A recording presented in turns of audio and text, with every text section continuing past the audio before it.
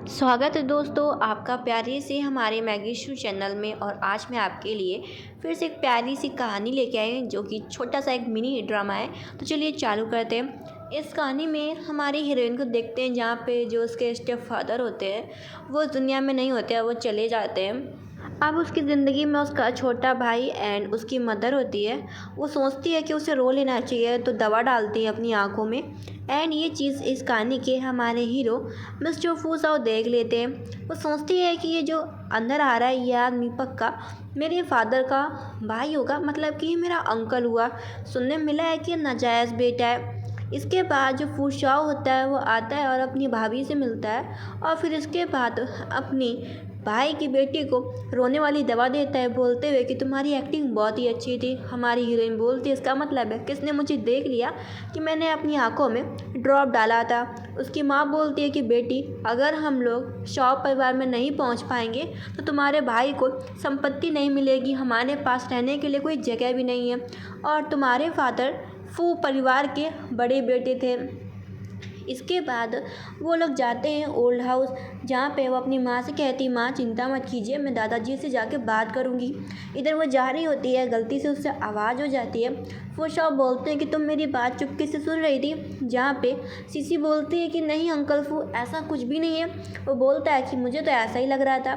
तभी वहाँ पे ग्रैंडपा आ जाते हैं एंड बोलते हैं कि तुमने अपने बड़े भाई का मैटर सुलझा लिया। जहाँ पे वो कहता है हाँ। ग्रैंडपा बोलते हैं कि लड़की कौन है। वो बता देता है कि ये मेरे बड़े भाई की बेटी जिसका नाम सीसी है। इसके बाद जो ग्रैंडफादर होते हैं वो सीसी को बुलाते हैं कि मुझे तुमसे बात करनी है।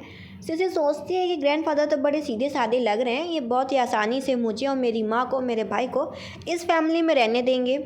जहाँ पे उसे बात करते हुए पता चलता है कि ग्रैंडफादर बोल रहे हैं कि सबसे पहले मैं तुम्हारे छोटे भाई का डीएनए टेस्ट कराऊंगा कि वो हमारे ख़ानदान का वारिस है कि नहीं है।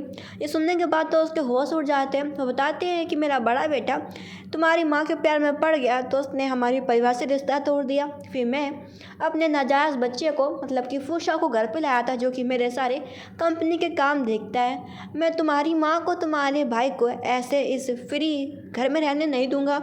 अगर तुम चाहती हो कि तुम्हारा माँ भाई सेफ रहे तो तुम मेरे नाजायज़ बेटे फूशा पे नज़र रखो, क्योंकि उसे औरतों पे विश्वास नहीं है। तुम उसे बहकाओ और वो तुम ये पता करो कि वो हर टाइम कंपनी में क्या करता है, क्या उसके नए प्लान है। ये सुनने के बाद तो वो हैरान हो जाती है कि इसका तो एक बेटा पहले ही मर चुका है, दूसरे पे भी इसे विश्वास नहीं है। और रही बात मेरे भाई की, उसका भी डीएनए टेस्ट कराने को कह रहा है। ये बुड्ढा तो बहुत ही चालाक निकला, ये आम बुड्ढों के तरीके बिल्कुल भी सरल नहीं दिखता। ग्रैंडपा उसे इशारा करते हैं कि अब इस कमरे के बाहर जाओ। वो जा रही होती है। फूशाओ सोचता है कि ये लड़की तो बड़ी क्यूट है। इधर उसकी माँ पूछती है बेटा दादाजी ने क्या कहा। वो अपनी माँ को सब कुछ सच नहीं बताती है और कहती है माँ चिंता करने की ज़रूरत नहीं है, ग्रैंडपा बहुत ही अच्छे हैं। उसकी माँ बोलती है लेकिन तुम्हारे फादर कहा करते थे कि ग्रैंडपा बहुत ही बुरे हैं। चलो जो भी है। अगले दिन वो अपने भाई को टहलाने के लिए लेके आई होती है। उसका भाई गलती से आवाज़ कर देता है। इधर वहाँ पे फूशा होता है और बोलता है क्या तुम अपने बड़ों को नमस्ते भी नहीं कहना चाहती। सीसी ये सुनने के बाद वो नमस्ते बोलती है। वो सब बोलता है कि छुपा मत करो। वो बोलती है कि मेरे जूतों की लेस खुल गई थी, मैं चुप नहीं रही थी। उसका भाई याद दिलाता है कि तुमने चप्पल पहन रखी है ना कि जूते। ये सुनने के बाद तो उसका पोपट हो जाता है, मुँह पर ही बेइज्जती हो जाता है। अब थोड़ी देर बाद उसे चक्कर आ जाता है, वो गिर पड़ता है। उसे पूछती है तुम्हें क्या हो गया। वो बोलता है कि मैं किसी पार्टी से आया था और मुझे ने किसी ने ड्रग दे दिया तो मेरी मदद करो। वो वहाँ से भाग रही होती है लेकिन वो उसका पैर पकड़ लेता है। वो उसे पैसे ऑफर करता है तो तुरंत ही तैयार हो जाती है। अब वो अलग विला में रहा करती थी तो वो उसे अपने कमरे में लेके जाती है। वो उसे बोलता है कि तुम तुरंत ही मेरे असिस्टेंट से कांटेक्ट करो। वो बोलती है कि मेरे पास तो मेरा फ़ोन है ही नहीं, तो हमारा फ़ोन मैं ढूंढती हूँ और उसका फ़ोन ढूंढ रही होती है। तभी जो फूशाओं के ऊपर ड्रग का असर होने लगता है, नशा चढ़ने लगता है, वो उसे पकड़ के बाइट कर लेता है। जब उसे होश आता है कि वो क्या कर रहा है एंड वो उसका एल्डर है सीसी का, तो उसे बहुत ही गंदा लगता है ये चीज़। तो वो उसे कवर करके कमरे के बाहर चला जाता है। इसके बाद वो उससे माफ़ी भी नहीं मांगता। अगले दिन का हम सीन देखते हैं। वो बिना खाए स्कूल जा रही होती है तो वो उसे बैठने को बोलता है, कहता है ब्रेकफास्ट करो। उसे अंडा भी छील के देता है। असिस्टेंट से पता चलता है कि आपने जो लिमिटेड बैग एडिशन मंगाया था वो आ गया और वो आपकी मिसेस गर्लफ्रेंड शू भी आ चुकी है।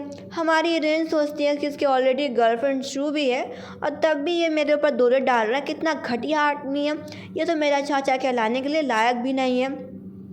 इधर वो सब पूछता है कि तुम्हें क्या लिमिटेड एडिशन वाला बैग चाहिए, जहाँ पे बोल देती है कि मुझे तुम बदले में पैसे दे दो।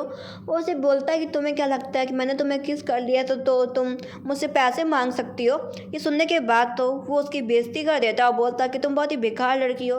वो गुस्सा जाती है और खाना छोड़ के वहाँ से जा रही होती है। सोचती है वाकई ये बहुत कमीना आदमी है। इधर वो अपने फ्रेंड गूफेंग से बात कर रही होती है। गूफेंग बोल रहा होता है मैं तुम्हारे लिए घर वगैरह ढूंढ रहा हूँ और तुमने पार्ट टाइम जॉब की बात करी थी। वो कहती हाँ मुझे पार्ट टाइम जॉब करनी है, पैसा थोड़ा इकट्ठा करना है, अच्छा से घर लेना है अपने छोटे भाई और अपनी माँ के लिए। वो कहता है ठीक है फिर मुझे जैसे जॉब मिलेगी मैं तुम्हें फ़ोन कर दूँगा। इधर तभी उसके पास फ़ोन फुर्शाव कर देता कि जल्दी से 5 मिनट में मेरे सामने आ जाओ, नहीं तो तुम अपने पैसे भूल जाओ।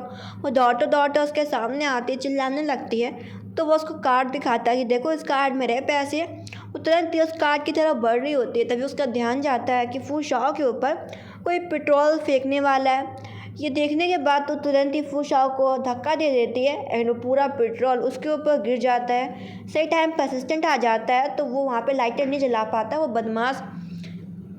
इधर फुर्शाव सोचता है कि पहली बार किसी लड़की ने मुझे बचाने का कोशिश किया है, वो कितनी अच्छी लड़की है। एंड जो बदमाश उसे मारने आया होता है वो उसका खेल वहीं पे ही ख़त्म कर देते हैं। जहाँ पे हमारी हिरन को पता चलता है कि जो ये बदमाश फुर्शाव, ऐसे क्यों लोग कहते हैं कि ये बहुत ही बुरा है एंड ये बहुत बड़ा टाइकून है। मुझे आप देखने को मिल रहा है कि इसके अंदर बिल्कुल भी दिल नहीं है।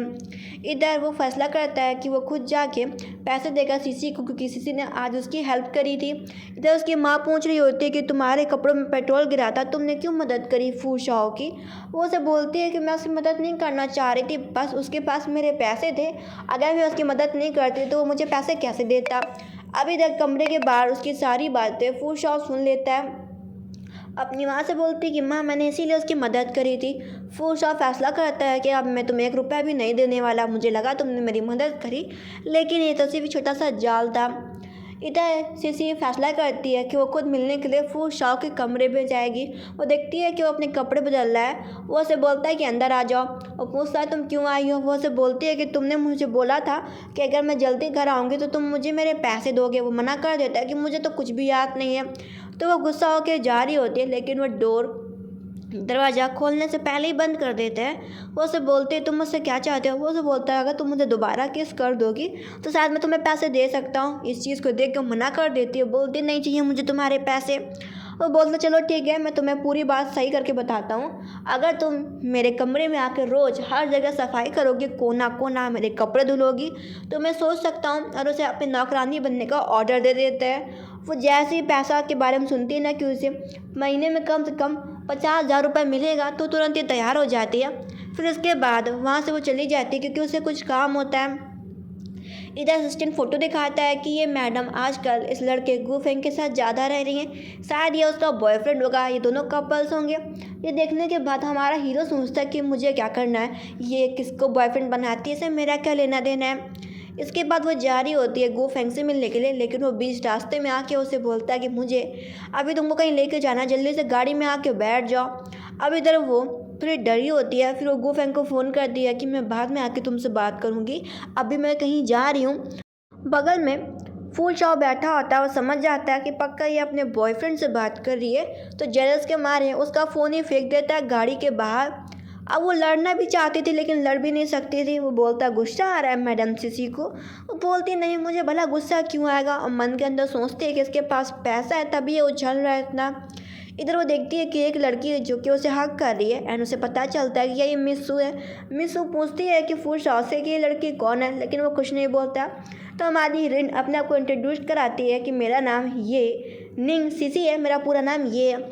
इसके बाद जो मिस सू होती है देखती है कि यहाँ पे कोई नहीं है, तो मिस टफू के चिपक रही होती है। इधर हमारी हीरोइन वहाँ से गुजर रही होती है। वो माफ़ी मांगती है कि मैं तो यहाँ से जा रही थी, और फुर्शाव को बोलती है कि उसे अर्जेंटली कुछ काम आ गया है, मुझे ग्रैंडपा बुला रहे हैं तो मुझे जाना होगा, मैं किसी दिन आके तुम्हारी नौकरानी बन जाऊँगी। और बोलती है कि आज मैं अभी जा रही हूँ। इधर जो मिस सू सोचती है कि कुछ ज़्यादा ही मिस टफू इस लड़की में इंटरेस्ट ले रहा है। वो फुर्शाव से बोलती है कि चलो उसे जाने दो, उसे कुछ काम है। इधर वो ग्रैंडपा से मिलती, ग्रैंडपा उसके ऊपर चिल्लाते हैं कि देखो तुम मेरी बातों को हल्के में ले रही हो लड़की। मैंने तुमको क्या कहा था कि तुम्हें मेरे छोटे बेटे फूसा पे नज़र रखनी होगी, तुम्हें उसे सेड्यूस करना होगा, लेकिन तुम क्या कर रही हो। अगर तुम मेरी बात नहीं मानोगी तो मैं तुम्हारे भाई को गायब कर दूंगा। ये सुनने के बाद तो वो डर जाती है और बोलती है कि ग्रैंडपा आप चिंता मत कीजिए, आपने मुझे जैसा पहले करने को कहा था मैं सब कुछ वैसा करूँगी। ग्रैंडपा बोलते हैं कि ये तुम्हारा आखिरी बार मौका है, अगर तुमने मुझे कोई इन्फॉर्मेशन ना दी तो तुम समझ लेना। इधर रात में अपनी माँ से मिलने के लिए जाती है। उसकी माँ बताती है कि तुम्हारे भाई को बहुत तेज बुखार आ गया है, घर पे कोई भी गाड़ी खाली नहीं है और हमें से हॉस्पिटल लेके जाना होगा क्योंकि दवा काम नहीं कर रही है इसके ऊपर। और माँ बोलती है कि तुम जल्दी से किसी अपने फ्रेंड से हेल्प मांगो। इधर हम सीन देखते हैं, फूशा के कमरे में मिस वू होती है जो कि उसके ऊपर डोले डाल रही होती है, बोल रही होती है मिस्टर फू तुम आज खा रही हो, क्यों ना हम थोड़ा सा एंजॉय करें। ये सब बोल रही होती है, तभी वहाँ पे हमारी हीरोइन की एंट्री होती है जो कि अपने भाई को लेके आई होती है। और वो फूशा से बोलती है कि मेरे भाई को बहुत तेज बुखार है, उसे हॉस्पिटल लेके जाना होगा, घर पे गाड़ी खाली नहीं है। ये सुनने के बाद मिसू बोलते तो तुम किसी और को ढूंढो, लेकिन मिस्टर फू तैयार हो जाता है कि मेरे पास गाड़ी है, मैं तुम्हें हॉस्पिटल तक और तुम्हारे भाई को छोड़ देता हूँ चल के। ये देखने के बाद तो मिसू को थोड़ा थोड़ा डर सा लगने लगा होता है कि कहीं ये लड़की ये निंग सीसी मेरे बॉयफ्रेंड फू शॉ को मुझसे चुरा न ले। इधर उसकी माँ बोलती है कि तुम अपने अंकल फूसा को थैंक यू बोलो क्योंकि हमारा इतना अच्छा उनसे रिश्ता नहीं, तभी उन्होंने हमारे बेटे की मदद करी। इधर फूशा को थैंक यू बोलती है। फूशा बोलता है कि तुम्हारे पैर में चोट कैसे लग गई। वो उसके पैर पकड़ के उसके पैरों में खुद से दवा तो नहीं होती लेकिन हैंकी से जिसका खून बह रहा होता है वो साफ करता है। इधर वो बोलता है कि तुम गलत समझ रही हो, मीसू से मेरा रिश्ता वैसा कुछ नहीं है, वो सिर्फ एक एक्ट्रेस है, तो मैंने बस उसके थोड़ा क्लोज रहने की कोशिश करी जिससे उसको फ़ायदा हो। मैं उसे अपनी गर्लफ्रेंड नहीं मानता। वो उसे बोलती तुम मुझे ये सब क्यों बता रहे हो। तभी उसके बॉयफ्रेंड का फ़ोन आने लगता है, गू फैंग का। ऐसा हमारे हीरो का सोचना था, उसे लगता था कि शीशे का बॉयफ्रेंड गू फैंग है और फ़ोन को देखते हुए फ़ोन को फेंक देता है कि तुम्हारे फ़ोन में गू फैंग कॉल क्यों कर रहा है। एंड गुस्से में हमारी हीरोइन को किस कर लेता है, जहाँ पे उसे क्लियर करती है कि गू फैंग मेरा बॉयफ्रेंड नहीं है।